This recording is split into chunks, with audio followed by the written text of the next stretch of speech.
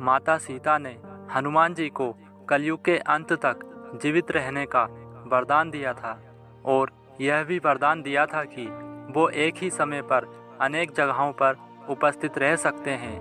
त्रेता युग की समाप्ति के समय जब भगवान राम अपने बैकुंठ धाम को लौट रहे थे, तब उन्होंने हनुमान जी को वचन दिया था कि वह हर युग में उनसे मिलने अवश्य आएंगे। इसलिए वह द्वापर युग में श्री कृष्ण के रूप में हनुमान जी से मिले और अब इस कलयुग में वह कल्कि अवतार के रूप में हनुमान जी से मिलेंगे। हनुमान जी द्वापर युग से ही भगवान विष्णु के कल्कि अवतार की प्रतीक्षा कर रहे हैं।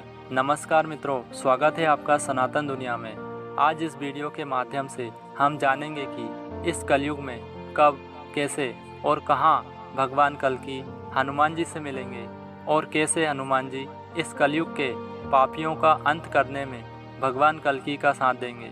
साथ ही जानेंगे भगवान कल्कि हनुमान जी के साथ कैसे इस कलयुग के राक्षस कली का अंत करेंगे और कैसे पुनः सतयुग की स्थापना करेंगे।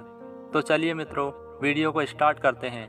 वीडियो में आगे बढ़ने से पहले आपसे निवेदन है, अगर आप इस चैनल पर पहली बार आए हैं तो कृपया चैनल को सब्सक्राइब कर बेल आइकन प्रेस करें ताकि सनातन धर्म से जुड़ी सही जानकारी आपको मिलती रहे। इस धरती पर जहाँ भी श्री राम नाम का सुमिरन किया जाता है, वहाँ वीर बजरंगबली अवश्य पहुँचते हैं, फिर वह चाहे किसी भी रूप में पहुँचे। जो हनुमान जी का सच्चा भक्त होता है वह उनकी उपस्थिति को महसूस कर सकता है और जो भी इस कलयुग में हनुमान जी की सच्चे मन से आराधना करता है, हनुमान जी अवश्य ही उसके सभी संकटों को हर लेते हैं। त्रेता युग में ऋषिमुख पर्वत के पास अंजनी पर्वत पर हनुमान जी अपने पिता के साथ रहते थे।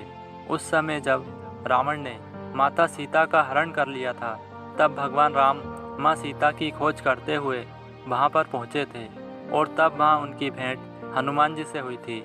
और इसके बाद रामायण में लिखी हनुमान जी की कथा को हम सब जानते हैं। लंका विजय के बाद श्री राम ने कई वर्षों तक अयोध्या पर राज किया और हनुमान जी ने वहीं श्री राम जी की सेवा की। हनुमान जी की राम भक्ति को देखकर माता सीता ने उन्हें अमरता का वरदान दे दिया। धीरे धीरे त्रेता युग समाप्ति की ओर बढ़ने लगा और त्रेता युग के अंत समय में भगवान विष्णु के अवतार श्री राम जी अपने बैकुंठ धाम को वापस लौट गए और उन्होंने अपना मनुष्य शरीर त्याग दिया। इस बात से हनुमान जी बहुत दुखी हुए और वो दक्षिण भारत की ओर निकल गए। उन्होंने निश्चय किया कि वो अब जंगलों में ही रहेंगे। उनकी यात्रा के दौरान वो एक कबीले में कुछ दिनों के लिए रुके थे। इस कबीले के लोगों ने हनुमान जी की बहुत सेवा की और उनकी सेवा भक्ति से प्रसन्न होकर हनुमान जी ने उन्हें आत्मज्ञान दिया।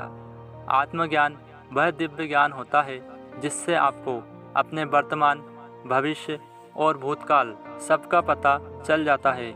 उस कबीले के लोगों ने हनुमान जी से यह आग्रह किया कि वापस लौटकर उनकी आने वाली पीढ़ियों को भी आत्मज्ञान देंगे।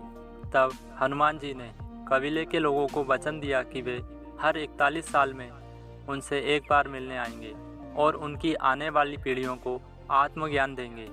बहुत सालों तक इस कबीले के बारे में किसी को कुछ नहीं पता था, लेकिन कुछ सालों पहले ही इस कबीले के बारे में जानकारी मिली है।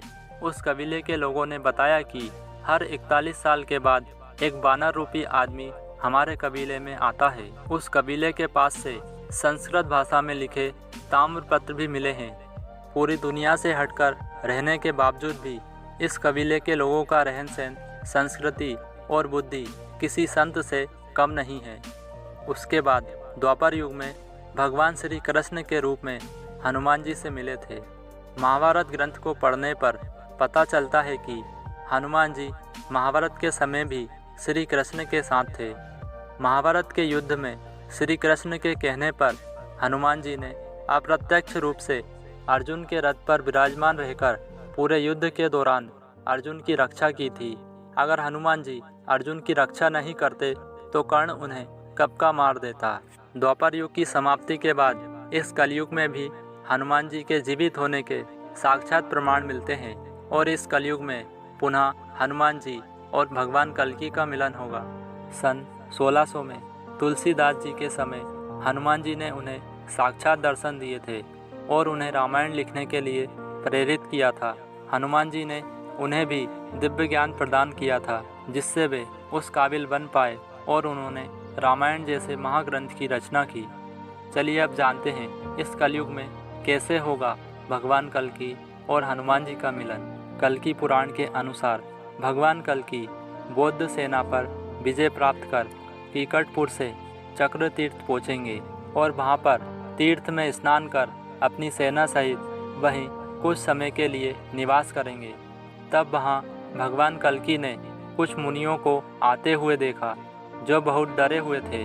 सभी मुनि भगवान कल्कि से बोले, कुथोदरी नाम की विशाल राक्षसी है जो हिमालय पर्वत पर शयन कर रही है। उसकी अत्यंत विषैली श्वास वायु से हम सब पीड़ित हो रहे हैं। मुनियों की बात सुनकर भगवान कल्कि अपनी सेना सहित हिमालय की ओर चल दिए और वहां पहुंचकर भगवान कल्कि उस राक्षसी का संहार करेंगे।